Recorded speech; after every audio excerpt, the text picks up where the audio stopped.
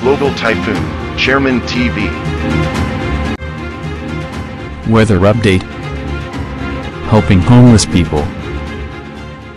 Please subscribe.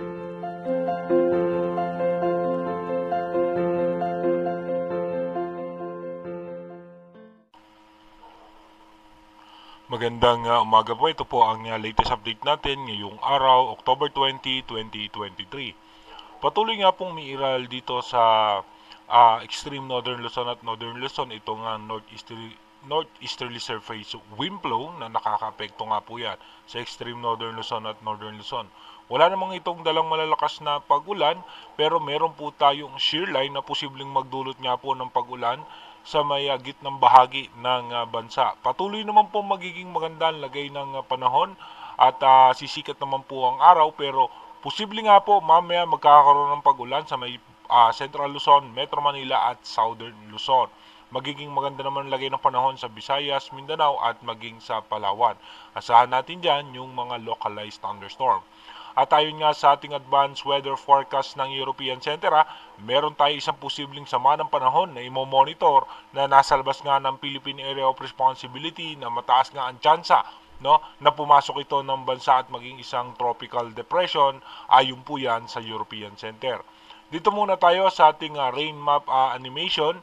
Mamaya nga po alas 10 ng umaga, asahan natin magkakaroon ng mga biglaang mahina at katamtamang pagulan dito sa may parte ng Pulilio Island at ng Quezon.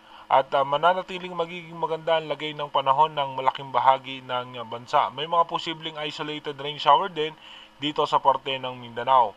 Pagdating naman ng alas 12 ng tanghali, posible nga po may pag-ulan dito sa may Central Luzon, Metro Manila at Southern Luzon. Asahan nga po natin very light rain ang asahan natin. Maging dito nga po sa may parte ng halos sa buong Mindanao ay magkakaroon ng mga biglaang pagbuhos ng pag-ulan. Pagdating naman po ng alas 2 ng hapon, tuloy-tuloy nga po posible magkaroon ng mga pag-ulan. Dito nga po sa may Bicol region, meron po tayo dyan moderate rain. At dito naman po sa may parte ng Metro Manila, light rain po yung posible nating maranasan. Maging dito nga po sa Mindoro provinces, western section ng Luzon, magkakaroon ng mga pag-ulan. Pero dito naman po sa may parte ng Palawan, magiging magandang lagay ng panahon at ilang bahagi ng Visayas. Pagdating naman po ng alas 4 ng hapon, tuloy-tuloy pa rin magkakaroon ng mga pag-ulan sa may Luzon, dito po sa may Metro Manila, Bicol region at Mindoro provinces. Magiging maulap ang kalangitan naman dito sa may Pulilio Island. Sa may Mindanao naman, asahan natin meron pa rin po mga pag-ulan, lalong-lalo na po dito sa may Cagayan de Oro at sa may Davao. Pagdating naman po ng alas 5 ng hapon, tuloy-tuloy pa rin magkakaroon ng mga pag-ulan. Itong mga nabanggit na lugar ang halos sa buong Luzon. Dito po sa may parte ng Bicol region, Mindoro provinces, western section ng Visayas at ilang bahagi ng Mindanao. Pagdating naman po ng alas 7 ng gabi, dahan-dahan na nga pong mawawala yung mga pag-ulan. Madilim lamang yung ating kaulapan at meron lamang mga pag-ulan dito sa may parte ng Bicol region at ilang bahagi ng northern Luzon. Pagdating naman po ng alas 9 ng gabi, meron pa rin mga mahina ang pag-ulan dito naman po sa may parte ng Pangasinan, Iba, Zambales, dito po sa may parte ng Aurora, Pulilio Island at sa may Marinduque, meron din po tayong posibleng mga pag-ulan. Pagdating naman po ng alas 11 ng gabi, meron pa rin pong pag-ulan sa eastern section ng bansa. Ito po ay dahil sa shear line. Ito po yung nagpapaulan sa ating bansa. May mga posibilidad na isolated rain shower dito nga po sa may parte ng Metro Manila, pero mas maano natin dyan yung madilim na kalangitan. At kinabukasan naman, October 21, asahan natin magkakaroon ng pag-ulan sa madaling araw dito nga sa may eastern section ng Central Luzon, Northern Luzon.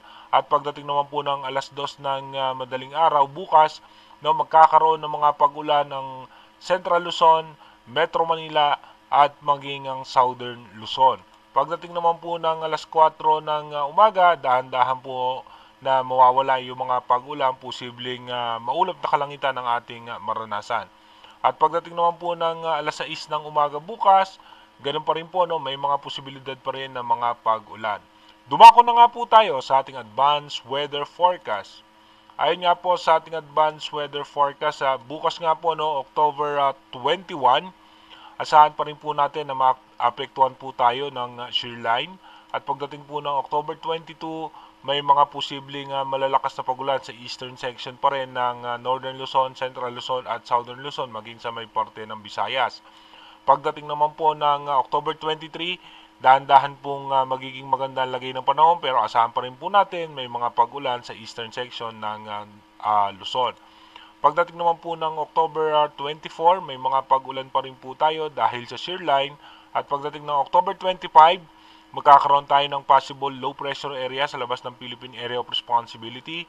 Pagdating naman po ng October 26, no, ito nga po yung low pressure area ay nasa labas pa rin ng PAR.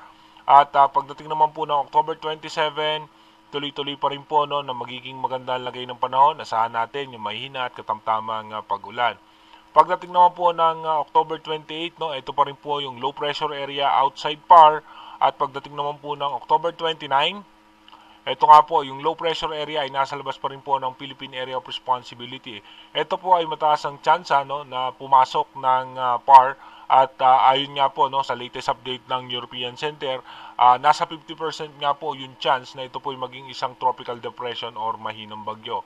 At kung mapapansin natin, nagkakaroon ng mga pressure dito nga po sa may parte ng Taiwan, ay magkakaroon nga po tayo ng mga possible pressure o low pressure area. Pero sa ngayon nga po, ito po ay hindi naman masyado makakaapekto sa ating bansa. Again, inuulit po natin yung ating advanced weather forecast is possible scenario pa lamang po yan.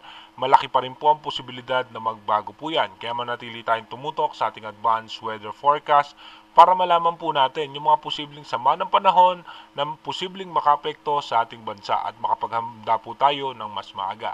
Mag-iingat po tayo palagi. God bless po.